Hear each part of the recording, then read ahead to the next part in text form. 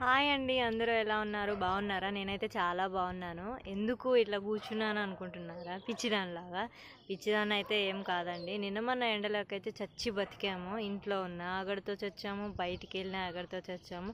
ఈరోజు ఎందుకో మేమున్న ఊళ్ళో విలేజ్లో మొత్తం క్లైమేట్ మొత్తం మారిపోయిందండి. ఎట్లా అంటే ఒక కూల్గా ఉండింది. మొత్తం గాలి వస్తుంది, ఉరుముతుంది, వర్షం పడుతుందేమో అని కొంచెం ఎగ్జైట్మెంట్గా ఆశతో ఉన్నాము. వర్షం పడితే చల్లగా అవుతుంది కదండి. ఎన్నో అనుకుంటాం కానీ వర్షం పడితే చల్లగుంటే బాగుంటుందని కొంతమంది అనుకుంటారు. వర్షాలకి రొచ్చుకి బయటికి వెళ్ళాలనే ఇబ్బంది, ఎండలే ఉండాలని మరి కొంతమంది అనుకుంటారు.